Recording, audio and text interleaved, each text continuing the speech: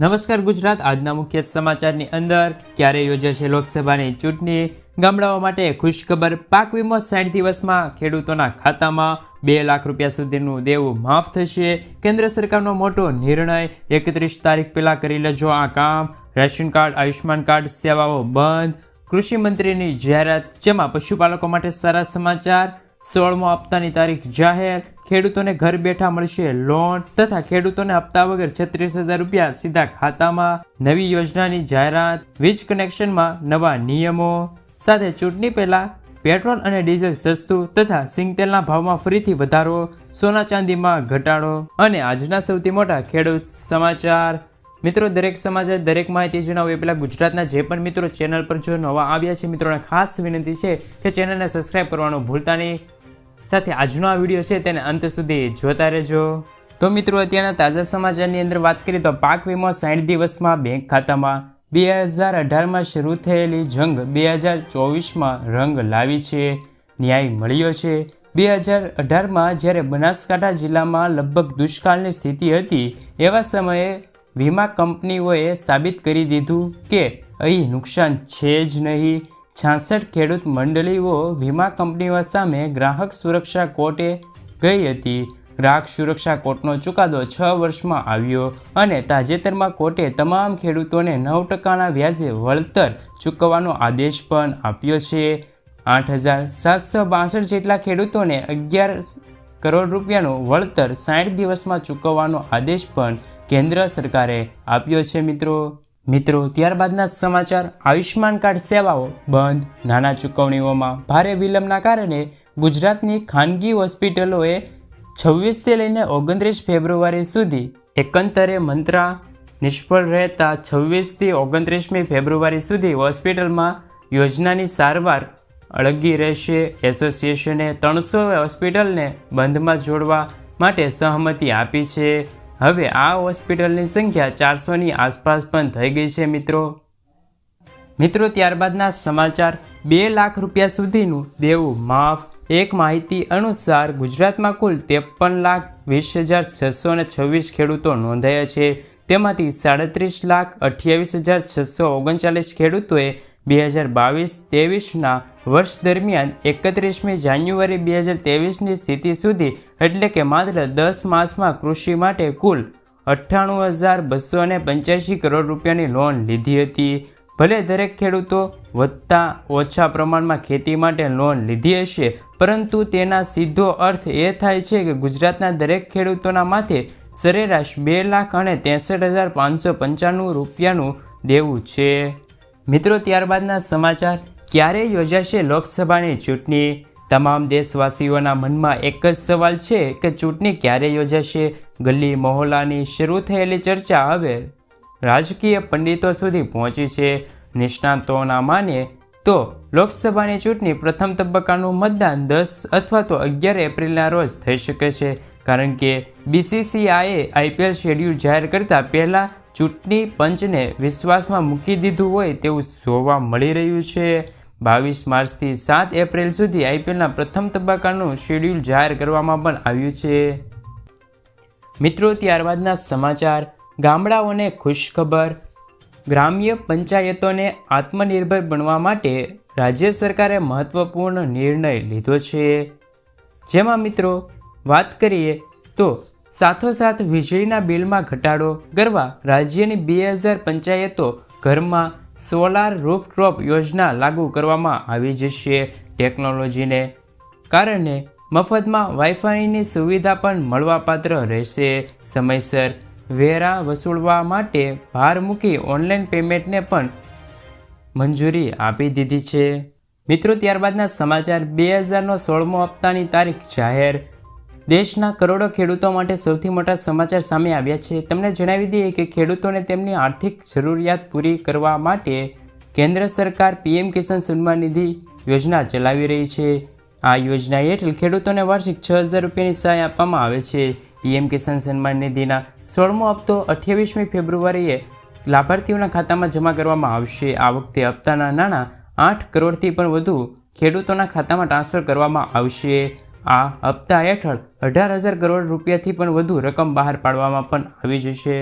મિત્રો ત્યારબાદના સમાચારની અંદર વાત કરીએ તો વીજ કનેક્શનમાં નવા નિયમો. કેન્દ્ર સરકારે વીજળી ગ્રાહક અધિકારી નિયમોના સુધારો કર્યો છે. તેમાં સ્પષ્ટતા કરવામાં આવી છે કે મેટ્રો શહેરમાં 3 દિવસની અંદર, મહાનગરપાલિકામાં 7 દિવસની અંદર, ગામડાઓની અંદર 15 દિવસની અંદર, પર્વતીય વિસ્તારમાં 30 દિવસની અંદર નવા કનેક્શન આપવામાં આવશે. રેસિડેન્સ કોમ્પ્લેક્સ અને રેસિડેન્ટ એસોસિએશન દરેક ઘર માટે સિગ્નલ પોઈન્ટ આપવામાં આવશે. કનેક્શન લેનારી ઈચ્છાને અનુસરીને સૂચન પણ કરવામાં આવી જશે. મિત્રો આગળના સમાચાર. ઘર ઘર રાશન યોજના. પંજાબના ઘરે ઘર રાશન યોજનાનો પ્રારંભ કરવામાં આવ્યો છે. દિલ્હીના મુખ્યમંત્રી અરવિંદ કેજરીવાલ અને પંજાબના મુખ્યમંત્રી ભગવત માને પંજાબમાં અમલોહરમાં ઘર ઘરમાં રાશન યોજનામાં લીલી ઝંડી આપી છે. પંજાબમાં આ યોજના શરૂ કરવામાં આવી છે. હાલ કાર્યક્રમોના વિડીયો પણ વાયરલ થઈ રહ્યા છે. શું મિત્રો ગુજરાતમાં આવી યોજના શરૂ કરવી જોઈએ કે નહીં? મિત્રો ત્યારબાદના સમાચારની અંદર વાત કરીએ તો ઘર બેઠા લોન મળશે. ખેડૂતોને મહત્તમ આર્થિક લાભ મળે અને આર્થિક નીતિમાં લાભ મળે તે માટે કેન્દ્ર સરકાર તે દિશામાં કામ કરી રહી છે. હવે ખેડૂતોને મોબાઈલ એપ્સ દ્વારા થોડી પ્રક્રિયા બાદ તેમના ખેતરમાં બેસીને જ લોન મળશે. ગાંધીનગરમાં G20ની મિટિંગમાં આરબીઆઈએ તેમના ખાસ પાયલોટ પ્રોજેક્ટ વિશે પ્રદર્શન કર્યું હતું. હવે ખેડૂતોને લોન લેવા માટે બેંકમાં જવાની જરૂર નહીં પડે, પરંતુ તેમને એપ દ્વારા જ લોન મળી રહેશે. હાલમાં કેટલાક રાજ્યોમાં પાયલોટ પ્રોજેક્ટનું હેઠળ કામ ચાલી રહ્યું છે, પરંતુ ટૂંક સમયમાં આ યોજના સમગ્ર ભારત દેશમાં લાગુ પણ થઈ જશે. મિત્રો ત્યારબાદના સમાચાર. કેન્દ્ર સરકારનો મહત્વપૂર્ણ નિર્ણય. પ્રધાનમંત્રી સૂર્યોદય યોજના હેઠળ હવે લોકોને તેમના ઘરની છત પર સોલાર પેનલ લગાવવા માટે સરકાર તરફથી વધુ સબસિડી મળશે. લોકો હવે ₹1ના ખર્ચ વિના જ તેમના ધાબા પર વીજળી ઉત્પન્ન કરી શકે છે. કેન્દ્રીય રાજ્ય ઉર્જા મંત્રી આર.કે. સિંહે આ માહિતી આપી છે. અગાઉ 40% સબસિડી મળતી હતી, પરંતુ હવે 60% સબસિડી મળશે. બાકીના 40% રકમ લોકોને લોન તરીકે નક્કી કરવામાં આવે. મિત્રો ત્યારબાદના સમાચારની અંદર વાત કરીએ તો કૃષિ મંત્રીની જાહેરાત, જેમાં ખાતરને લઈને આવ્યા છે મહત્વપૂર્ણ સમાચાર. યુરિયા ખાતરની સાથે અન્ય કોઈ વસ્તુ ફરજિયાત ખરીદવા અંગે સરકાર દ્વારા કોઈ આદેશ કરાયો જ નથી. જો રાજ્યમાં આવી પ્રવૃત્તિઓમાં વિભાગને ધ્યાન આપે તો ચોક્કસપણે તેવા વ્યક્તિઓ સામે કડક કાર્યવાહી કરવામાં આવશે તેવી કૃષિ મંત્રી રાઘવજીભાઈ પટેલે જાહેરાત કરી છે. મિત્રો ત્યારબાદના સમાચાર. સિંગ તેલના ભાવમાં થયો છે ફરી વધારો. સિંગ તેલના 2 દિવસમાં ડબ્બે ₹50નો વધારો થયો છે. હાલના ડબ્બાના ભાવ ₹2600 છે. કહેવાય છે કે મગફળીના ભાવમાં વધારો થતાં તેલના ભાવમાં પણ વધારો જોવા મળી રહ્યો છે. સામાન્ય રીતે તહેવારોના દિવસોમાં તેલના ભાવ વધતા જોવા મળતા હતા, પરંતુ સામાન્ય દિવસોમાં વધતા ભાવના કારણે ગૃહિણીઓનું બજેટ ખોરવાયું છે. આ વર્ષ પહેલીવારમાં ભાવમાં વધારો જોવા મળ્યો છે. હાલ સિઝનમાં લોકોને મોંઘા તેલનો ભાવનો વારો આવ્યો છે. મિત્રો ત્યારબાદના સમાચાર. ખેડૂતો માટે નવી યોજના. સરકારે ખેડૂતો માટે એક નવી યોજના શરૂ કરી છે, જેમાં ખેતીમાં ખેડૂતોને ઉપયોગી અને ઝડપી કામ કરતું પાવર થિલર મશીન ખરીદવા 50%ની સબસિડી મળશે. એટલે કે મશીનની કિંમતની અડધી કિંમત જેટલી આર્થિક સહાય મળશે. 8 HPથી ઓછું સામાન્ય વર્ગ 40%થી અથવા તો ₹40,000. અનુજાતિ, જનજાતિ, નાના શ્રીમંત મહિલાઓ ને 50% અથવા તો 50,000. 8 HPથી વધુ સામાન્ય વર્ગ માટે 40% અથવા તો ₹45,000. અનુજાતિ, જનજાતિ, નાના શ્રીમંત મહિલાઓને 50% અથવા તો ₹60,000 સુધીની સહાય પણ મળવાપાત્ર રહેશે. આ મશીન છે તે ખરીદવા માટે તમને છે તે ₹50,000 થી ₹60,000 સુધીની સહાય કેન્દ્ર સરકાર આપી રહેલી છે. મિત્રો આગળના સમાચાર. ચૂંટણી પહેલાં ઈંધણ સસ્તું થયું છે. ટૂંક સમયમાં જ પેટ્રોલ અને ડીઝલના ભાવમાં ઘટાડો થવાની સંભાવના જોવા મળી રહેલી છે. એ પણ ₹1 થી ₹2 નહીં, પરંતુ ₹6 થી ₹11 સુધીનું સસ્તું થાય તેવી માહિતી મળી રહેલી છે. સૂત્રોનું માનીએ તો માર્ચની જાહેરાત પણ થઈ રહી છે. એક રિપોર્ટ પ્રમાણે ક્રૂડ ઓઇલના ભાવમાં પણ ટેકા આપી રહી છે સરકાર. ભારતીય ઓઇલ કંપનીઓ સતત નફો કરી રહેલ છે. આવી સ્થિતિમાં સામાન્ય માણસને પણ પેટ્રોલ અને ડીઝલના ભાવમાં થોડી રાહત મળી જશે. મિત્રો ત્યારબાદના સમાચારની અંદર વાત કરીએ તો સોના ચાંદીના ભાવમાં ફરીથી ઘટાડો જોવા મળી રહેલો છે. સોના ચાંદીમાં જોવા મળેલી તેજી બાદ હવે ફરીથી તેમાં ભાવમાં ઘટાડો જોવા મળી રહેલો છે. 62,000ની ઉપર પહોંચેલા સોના ચાંદીના ભાવ ફરી એકવાર નીચે પહોંચ્યા છે, જ્યારે 73,000 ના સ્તરથી નજીક ટ્રેન્ડ થતું ચાંદી પણ પાછું પડ્યું છે. મળતી માહિતી અનુસાર એપ્રિલમાં વાયદાનું સોનું 0.03%ના ઘટાડા સાથે 61,000 રૂપિયાની આસપાસ પહોંચી જશે 10 ગ્રામ, એવું પણ ટ્રેન્ડ લખાયું છે. બીજી તરફ મેના વાયદાનું ચાંદી પણ 0.19%ના ઘટાડા સાથે 72,000ની આસપાસ પહોંચી જશે. મિત્રો, આગળના સમાચાર 31 તારીખ પહેલાં કરી લેજો આ કામ. ખાતાધારકોએ 31 માર્ચ 2024 સુધી લઘુત્તમ બેલેન્સ જાળવવાનું રહેશે. જો તે આવું નહીં કરે તો તેમનું એકાઉન્ટ નિષ્ક્રિય થઈ જશે. ખાતું ફરીથી ખોલવા માટે ખાતાધારકે પેનલ્ટી ચૂકવવી પડશે. સુકન્યા સમૃદ્ધિ યોજનામાં લઘુત્તમ બેલેન્સ 250 રૂપિયા છે. ખાતાધારકે નાણાકીય વર્ષમાં ઓછામાં ઓછા 250 રૂપિયા જમા કરવામાં આવતા હોય છે. જો તેઓ આખા નાણાકીય વર્ષમાં 250 રૂપિયા જમા નહીં કરાવે તો તેમનું ખાતું છે તે નિષ્ક્રિય થઈ જશે. તો મિત્રો, આગળના સમાચારની અંદર વાત કરીએ તો પશુપાલકો માટે મોટા સમાચાર. પશુપાલનને વ્યવસાય તરીકે સ્વીકારી પશુપાલન કરવા માગતા લોકોને આર્થિક સહાય પૂરી પાડવામાં આવશે. રાજ્ય સરકાર દ્વારા 12 દૂધાળા પશુઓની ડેરી ફાર્મ સ્થાપવાની સહાય યોજના અમલમાં મૂકવામાં આવી છે. આણંદ જિલ્લામાં વર્ષ 2022-23માં દરમિયાન સ્વરોજગારી હેતુસર આ યોજના હેઠળ કુલ 28 અરજીઓ મંજૂર કરવાઈ હતી અને લાભાર્થીઓને ₹21,70,000થી વધુ સહાય ચૂકવવામાં પણ આવી હતી. મિત્રો, ત્યારબાદના સમાચાર.